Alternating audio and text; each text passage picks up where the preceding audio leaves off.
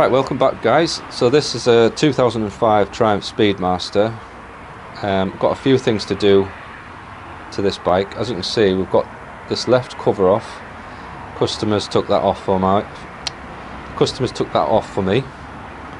And he's cleaned up this surface really well. He's took this exhaust off. He's drained the oil. He's given me a lift and nice garage to work in, so I'm very happy. So the first job we're going to do is, I'll just show you this piece of paper. So there's this kit from Triumph Twin Power called a Safe Start Idler Boss reinforcement. So if we come down to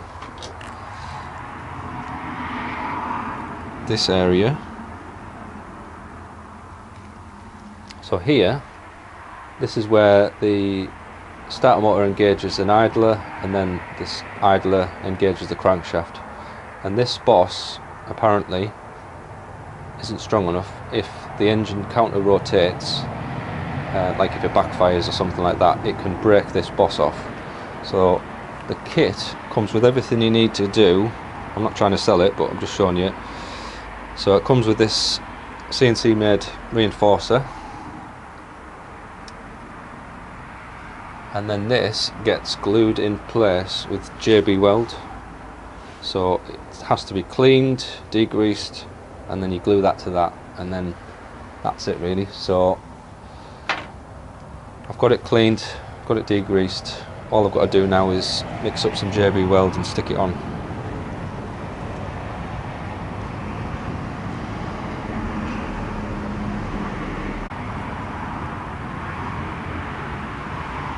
Right, I don't know if you'll be able to see this, but I've mixed up some JB weld, and it says to get it all over the surface and down these grooves, and then you're supposed to just slap it on really into position until it squeezes out.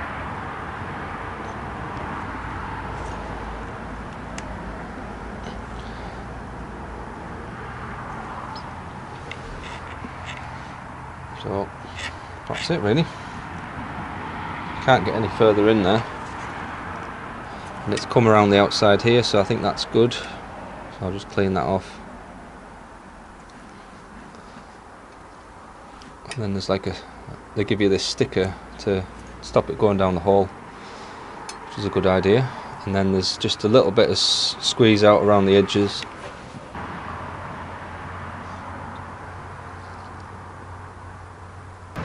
Yeah, so the reason we've got the clutch off, which you wouldn't have to do for this part of the job, but there's let me just find it.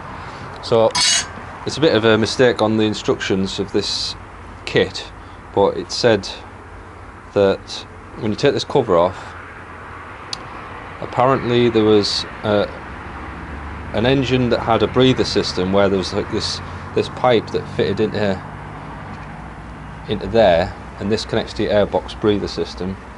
Let me just see if I can find a picture of it on their instructions. So yeah, so here it says you push this breather piece in. So this is what the customer did. That was a mistake really, because I don't know if there's a picture of it. No, but apparently, I'll go and get the cover. So on some of these, on the inside cover here, there's a pipe that goes around this bit and feeds up to in there. Basically this pipe, I don't know if, imagine that this is the case here, this pipe would actually stick out with a bunch of pipes as like a breather system, so that would fit through there. And the instructions in this kit say to push this back so that you don't break all the pipes and everything in here. So that's what the customer did. However, it fell into here, and this has actually got a breather plate on there. So we've took that off, we found this piece. So That's the whole reason the clutch is off, nothing to do with this job. So I'll put the clutch back on and then I'll go through what we're doing with this bike, because there's a fair bit to do. Oh, I should also mention that the kit instructs you to wait 24 hours before you fill the engine up with oil. I'm going to put the cover on, put all this back together, but we're not going to fill it up with oil today, and we're not going to start it today. So I'll put that plate on, breathers in, so I've just got to refit the clutch now. And these clutches, they've got engagement pins, and well, that should be pretty straightforward, that, as long as you get everything lined up.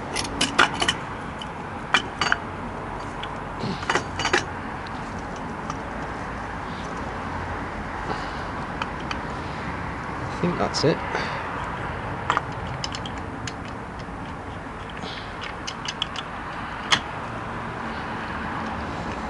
And that should be it, I think. Oops.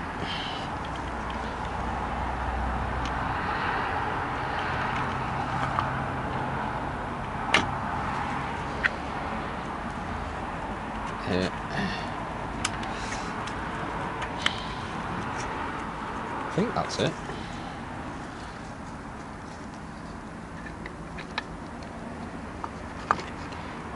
Maybe not. Maybe I'll just have to start again with the clutch. Try and keep that together.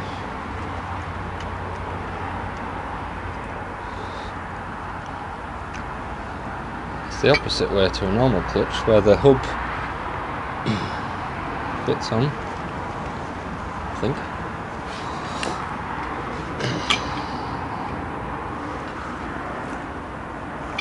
One plate at a time. Right. We'll torque that up.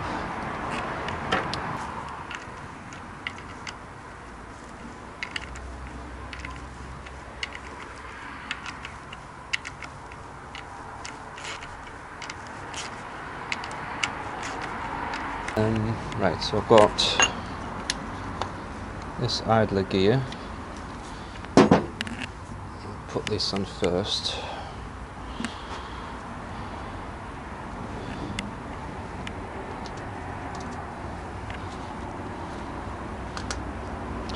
Not sure which way this goes, to be honest.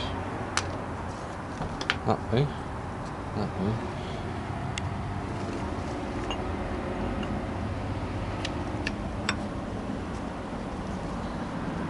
Right, so got the gasket in place, there's a wavy washer there, everything's fitted back, and customers also got new seals for these parts, so they've been installed too.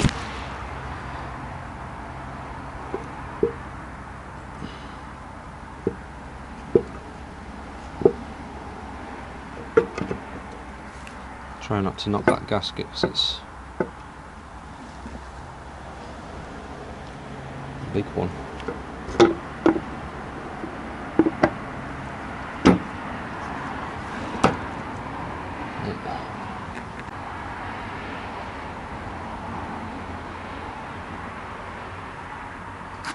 I guess that would be the long one.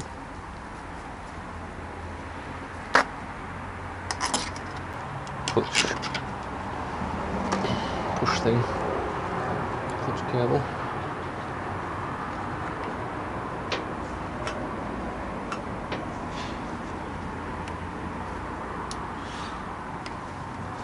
Do that last.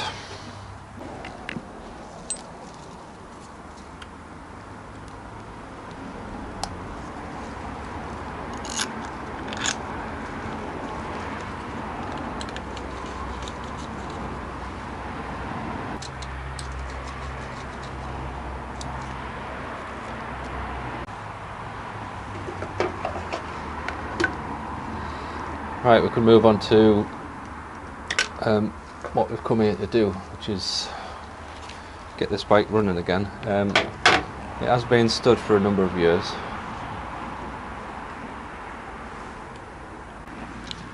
So I'm going to get the tank off, and we're going to get the carbs off and have a quick look at them.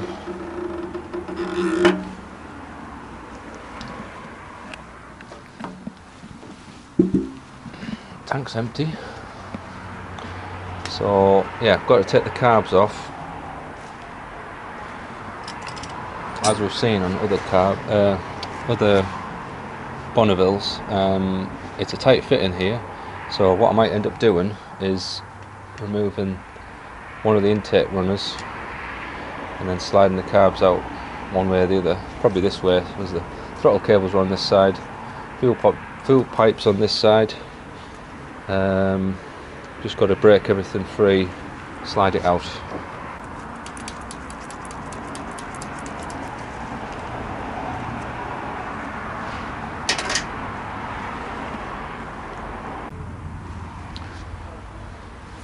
Right, see how we're getting with this, because I've got everything loose, all the clamps are off, so there's only the TPS, throttle position sensor, needs to be disconnected on the way out, and I'm just going to see if I can get these intake manifolds off first. Get this one from the back.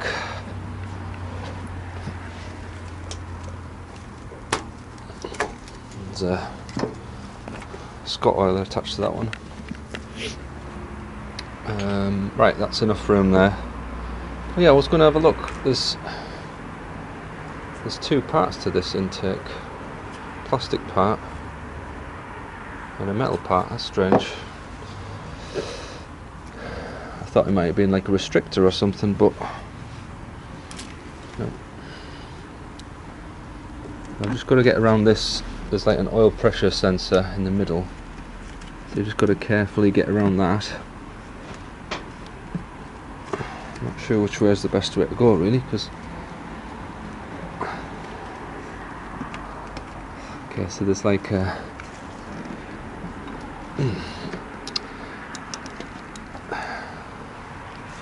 just quickly show you.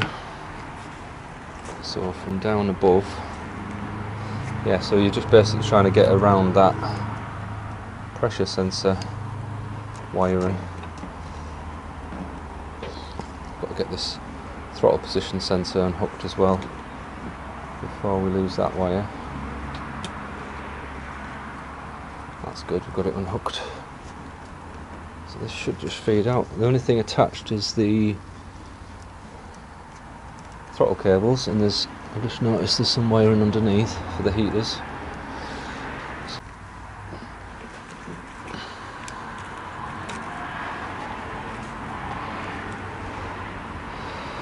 Not sure if I've got them off.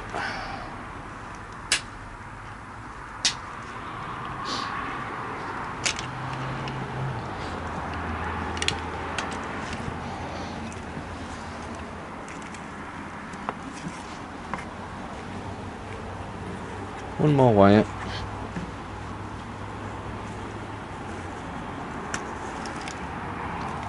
And that should come out now.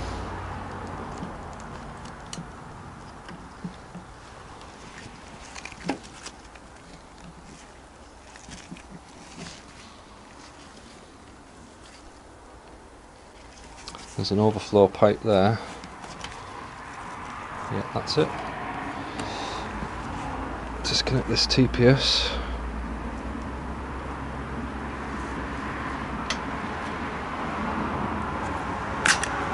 Ooh. And then that's the carbs off. So throttle cable's to unhook now.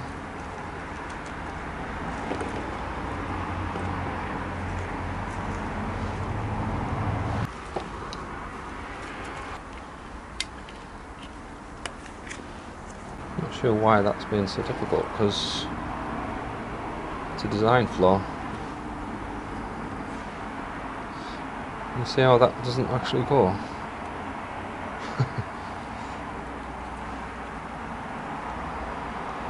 That nut we can't actually get out because the choke bar's in the way.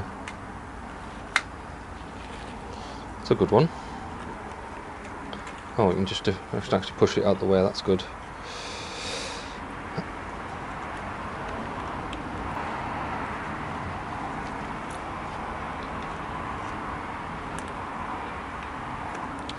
This is a problem, because this nut wants to be undone like that to get the throttle cable off. There we go. Right. Here, unhook that throttle cable. Need to feed it down there and pull it out.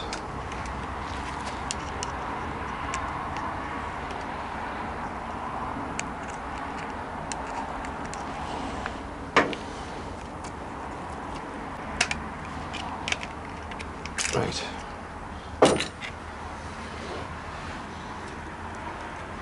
We'll take these apart and see how dirty they are. I've got a carb kit if we need to do any work on them, but they don't look too bad. So if you've got a bike that's stood a while, sometimes you can see staining on the needle. So there is a little bit of yellowing. Well, it's not too bad really, so we'll get these cracked open and have a look inside. I mean, let's see how bad these carbs are.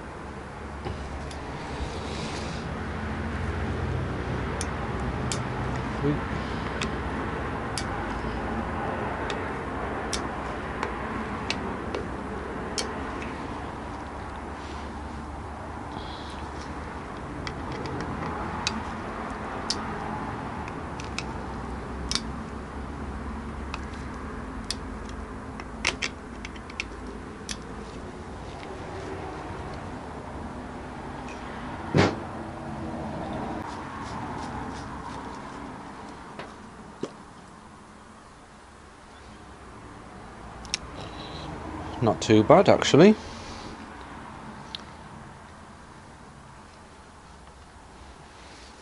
I'll give them a good quick blast out and then check the pilot jet, which might be blocked.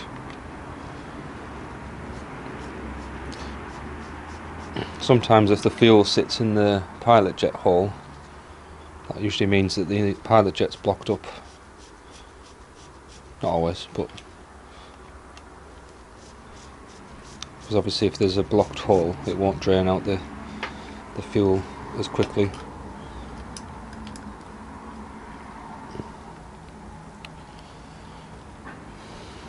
It's interesting, that one's actually darker. That's the left one as well, so looks like there's a definite stain there. See that one on the pilot jet. Ooh. So that one's dropped and that one's still quite high. See how that fluid there compared to this one. Probably can't see it very well, but this one's got petrol in and it's not draining away. So when I get the pilot jets out, just give them a quick check over. I've got some basic carb kits here, which it's got a new gasket, so it's got a new gasket, a new mixture screw, but the mixture screw on these, it looks like it's a tamper-proof design sort of thing. So I'll show you that one better. So that one's actually got, never seen it before like that, so I don't know. So sometimes they'll have a cap over to stop you from adjusting it. This one looks like it's actually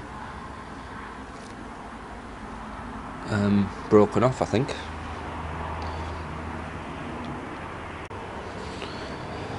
Right, so I've got the jets out.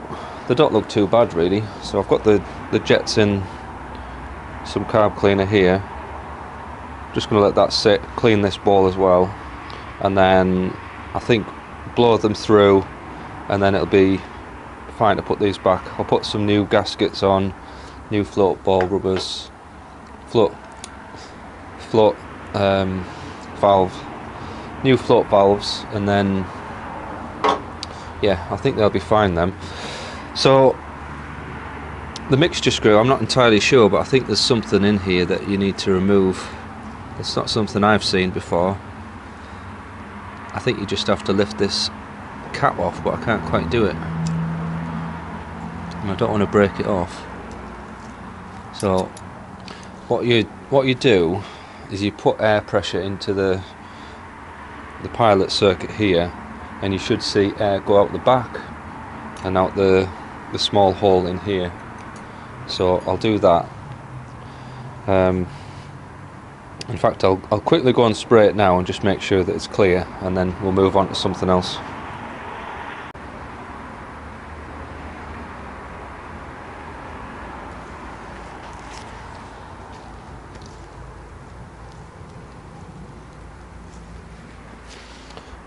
Yeah, so when the carbs are ready, I'll put them back together, but for now I'm just going to do the brake fluid.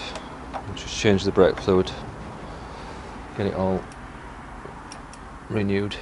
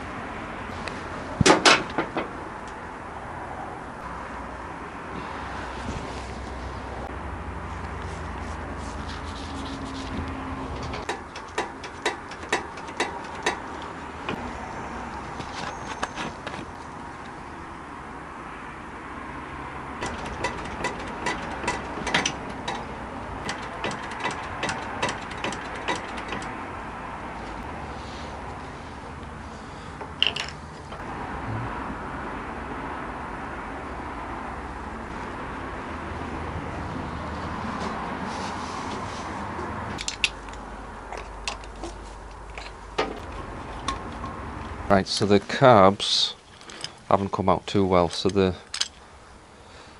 emulsion tube on this one particularly bad.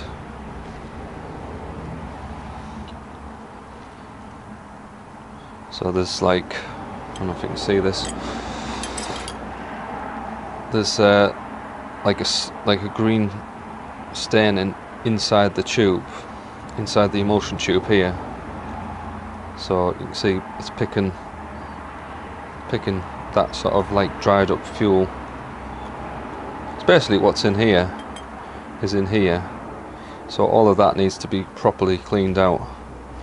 The main jet itself is actually clear, but it's inside here that we need to get a little bit better. This one is better, and I think this is probably the opposite one to the stained ball. And the pilot jets, unfortunately, they're both blocked, so they both need to be cleaned a little bit more to get that clear passage that you need for the bike to start and run. So what I'll probably suggest is we take this set of carbs home, and I'll clean these in the workshop with proper chemicals, leave them in some ultrasonic, you know, carb cleaner juice, and then it won't be too bad just to put these back on. I think it's pretty straightforward to put the carbs back on the bike. So I'm coming back tomorrow anyway, so I might as well just take this home now and get these ready, and then the only thing left to do on the bike is fill it up with oil and put the foot peg on, refit the tank, and then we should be able to start it. So we've got to leave that, we've got to let that JB weld set for 24 hours. So if I come back tomorrow afternoon, and hopefully these carbs will be ready to go back on as well, we should have this job finished, fingers crossed.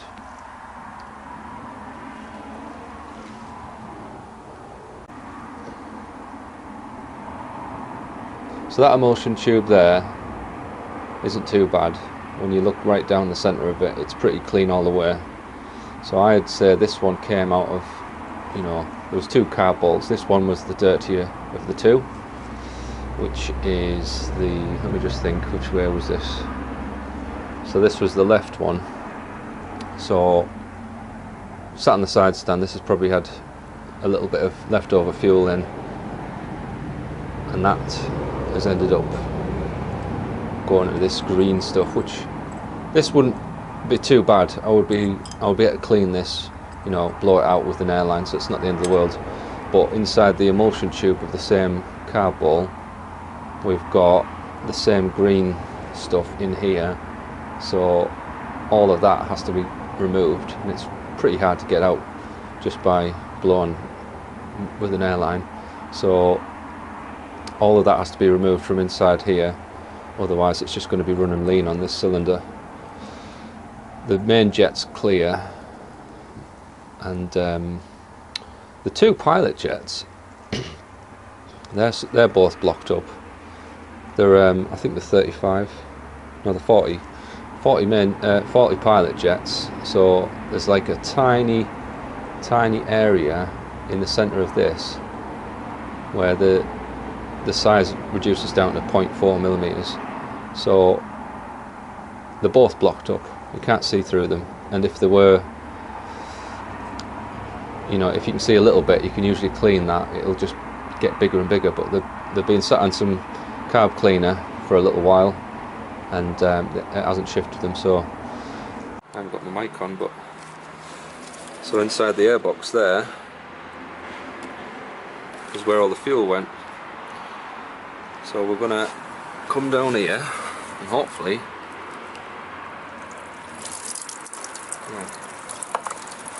drain it in.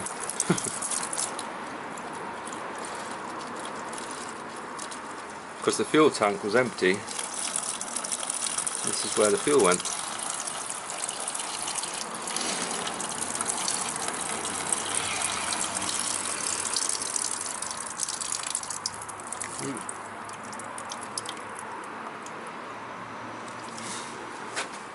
I think that's it, all gone.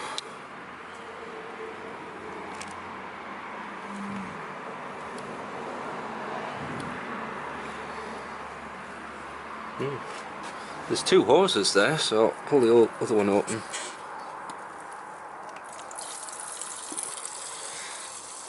Yeah, that one had a bit in as well actually. Must have been two chambers.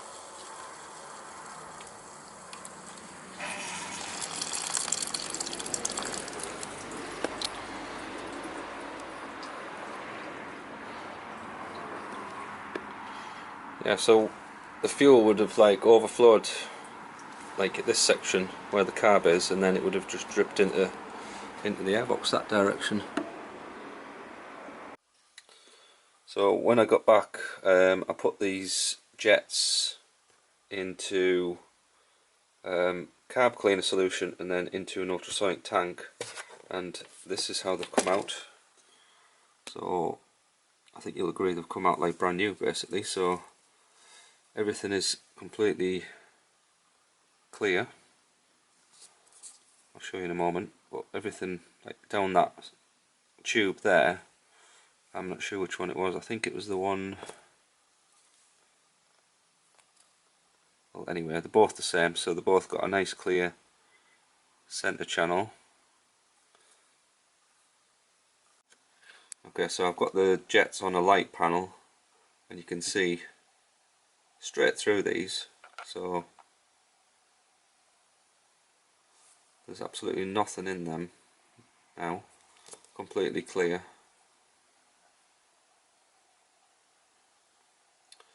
Normally this sort of thing's really hard to see with the naked eye, but with a bright light, usually when I'm doing this sort of thing it's daytime, so I'd hold these up into the sunlight or a bright light, and then you can see straight through them. But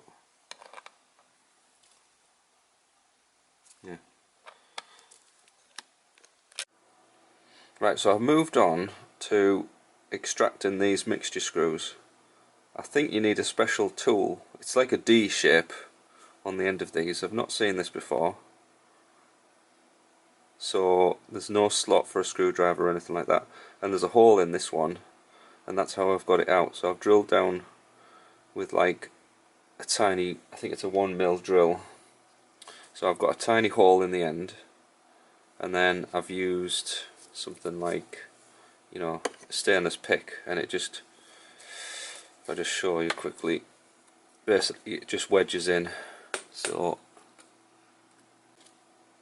it fits in, tight fit, and then you just have to, you know, twizzle it round and it comes out. Anyway, so I've got them out, and the inside of the hole isn't too bad, blowing it out with an airline.